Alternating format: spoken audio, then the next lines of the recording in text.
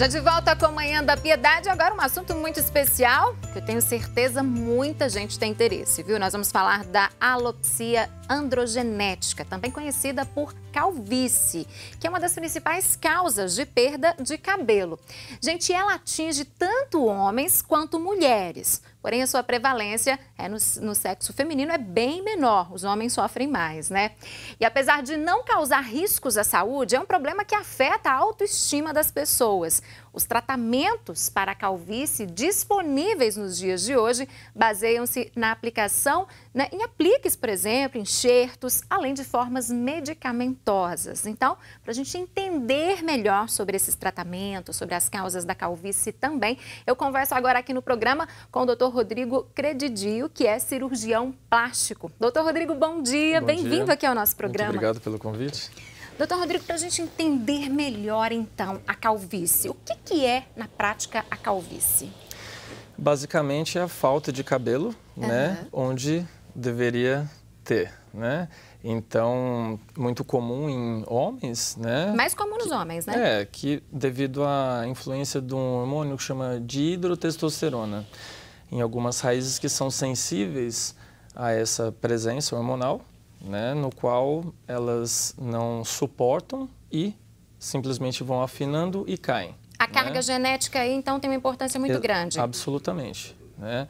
Depois nós temos a calvície também, que não se trata de genética, que é simplesmente pelo fator de envelhecimento natural da pele, no qual a microcirculação que nutre, né, esses anexos vão atrofiando até simplesmente não nutrir adequadamente a raiz, né, que vai garantir a saúde, a qualidade, né, assim como pigmentação, a grossura do fio e tudo mais, né? Então, nós temos principalmente esses dois fatores. E o que mais incomoda é o jovem, né? Porque o idoso ele vai tendo todos os componentes do envelhecimento, não só em relação à calvície, mas o afilamento da pele, né? Flacidez, enfim, com todos os... né? Quais são os primeiros sinais da calvície? Simplesmente a perda de cabelo. Já começa direto da perda de cabelo, né? Você vai acordando no travesseiro e tá cheio de cabelinho, vai tomando banho, nota no ralo, né? Vai lotando, né, os ambientes onde você repousa. Vai percebendo que tá caindo cabelo. Vai percebendo. Aí começa a olhar no espelho. Agora, essa questão genética, doutor, ela é geralmente de pai para filho, de avós? Qual que é o grau de parentesco, assim, que a pessoa já deve ficar preocupada, né? Então, isso é seletivo mesmo, né? Com certeza algum parente, né, próximo, né? Pai, tio, enfim, alguém na família vai ter que... Você adquiriu essa carga genética, claro, né? Então, sempre tem alguém próximo no qual você se associa, né? Falou assim, poxa, puxei o meu avô, meu pai, enfim, pode pular gerações e tudo mais, né? Agora, a pessoa que tem essa genética, tem como ela evitar que isso aconteça com ela? Quando jovem ainda, está lá com todos os fios de cabelo na cabeça, é possível? Não necessariamente evitar, mas você tem como conter e você tem soluções para isso, né? Então, se você percebe que o seu cabelo está caindo, você precisa procurar um profissional qualificado, né, para entender o que está acontecendo com essa pessoa, certo? Normalmente de fator genético, sim, mais influências do meio ambiente. Por exemplo, o estresse... muito comum, né, também? Muito estresse comum, provoca queda. Absolutamente, né? A alimentação hoje, a nossa vida é muito corrida, né? Muitas pessoas não se alimentam direito, não dormem direito. E seria interessante, né, fazer um exame de sangue para avaliar níveis de vitaminas, até isso interfere, né, na saúde capilar.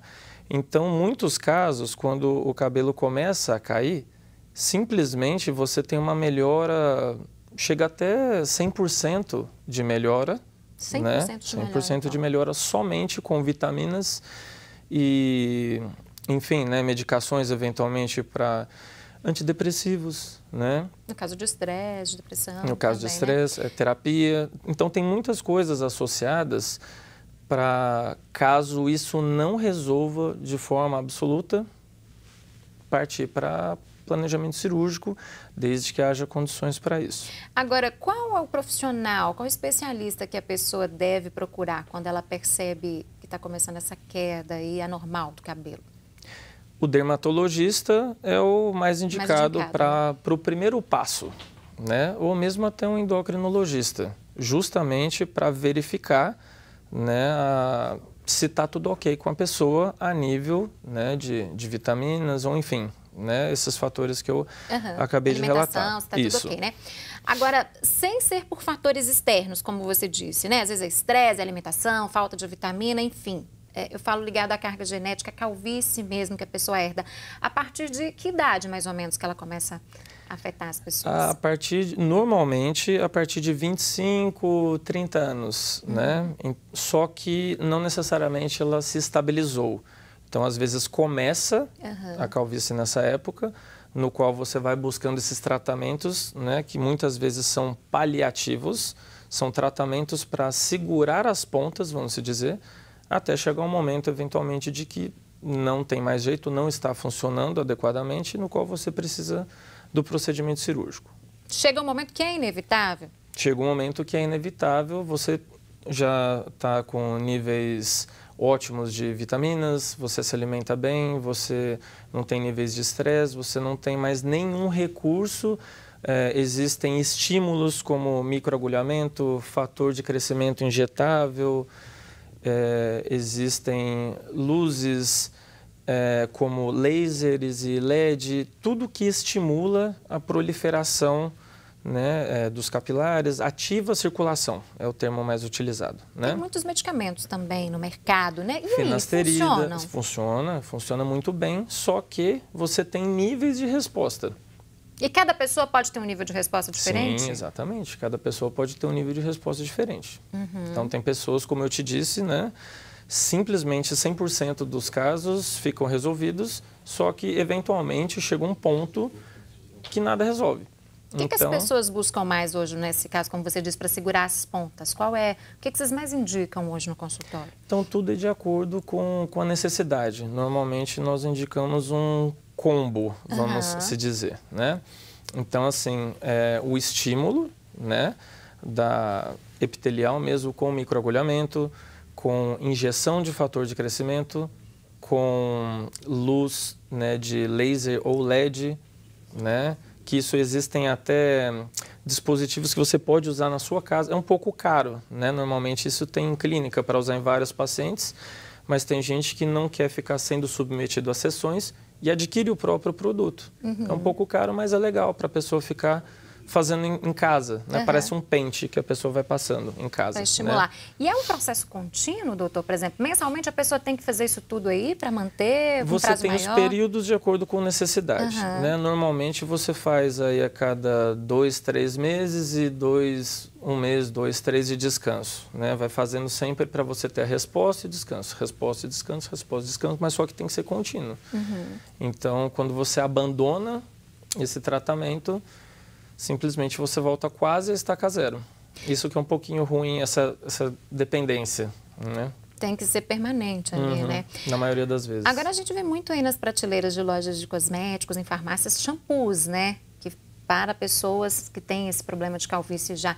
E esses shampoos, esses produtos, são indicados? São enriquecidos com vitaminas. Então, qualquer coisa que ajuda, né, no favorecimento do crescimento sadio do fio é válido. Então, como eu te disse, é um combo de recursos, né?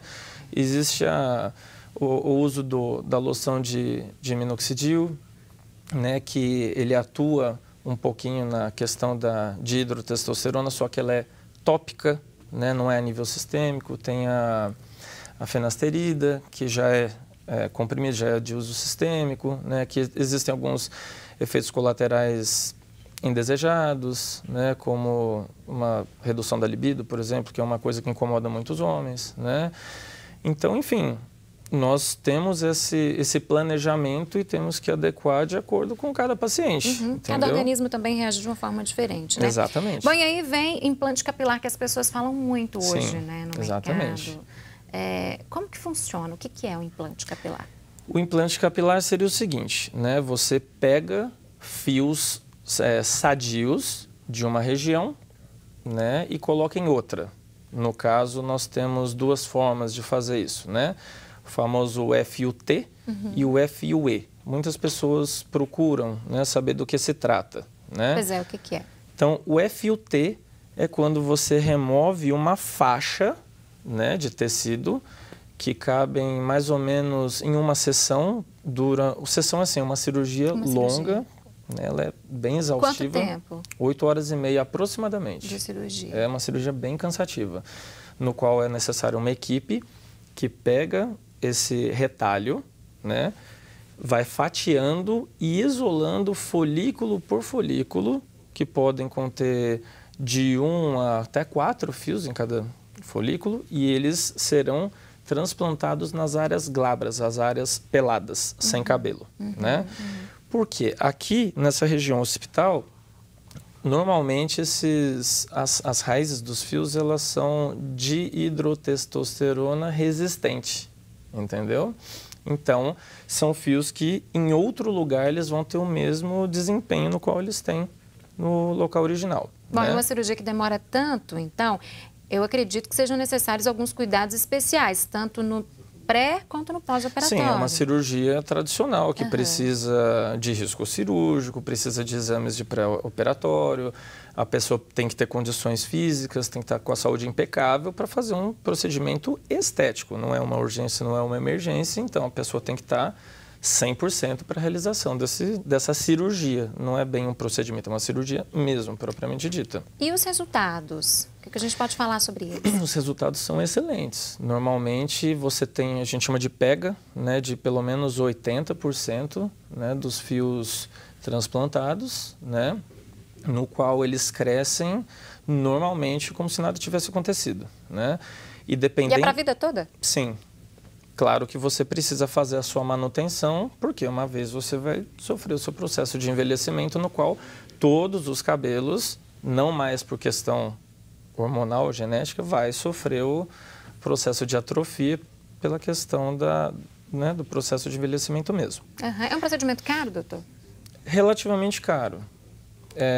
Depende muito da região, né? Minas Gerais, por exemplo, é a cirurgia mais barata do Brasil, normalmente. Olha mesmo, mais barata do Brasil, então. É interessante isso, né? Agora, São Paulo e Rio normalmente são mais caros, né? Então, varia você vai encontrar normalmente de 15 a 35 mil reais um procedimento desse. É um valor alto, né? E pode ser associado com uma outra técnica, que é o FUE. O FUE, ela é uma técnica que está um pouquinho na moda, né? Ela é apresentada como transplante capilar sem cicatrizes, que não é um termo muito legal, porque não tem como não ter cicatriz. Pois é, quase que impossível. A diferença é que, em vez de ser uma cicatriz linear na área doadora, é uma cicatriz pontiforme, porque cada folícula ela é retirada com um dispositivo que parece uma caneta, né? Como se fosse um saca-bocado, ele é isolado e transplantado, né? O único fator negativo desse ponto é que o couro cabeludo fica muito rarefeito. Quando você passa a mão assim, você vê que seu cabelo fica bem ralo para você fazer essa técnica exclusivamente. Ok, né? Mas é uma opção a mais, então, no mercado também, né? Sim. Doutor, agradeço muito sua vinda no nosso programa, adorei as dicas, tenho certeza que quem está em casa também. Muito obrigada e até a próxima. Muito obrigado. E você aí de casa, continue conosco, viu? Aliás, aproveite o nosso intervalo comercial para mandar uma mensagem para o nosso WhatsApp, o número aparece na telinha para você, 996428473. Vamos fazer uma pequena pausa e eu volto já.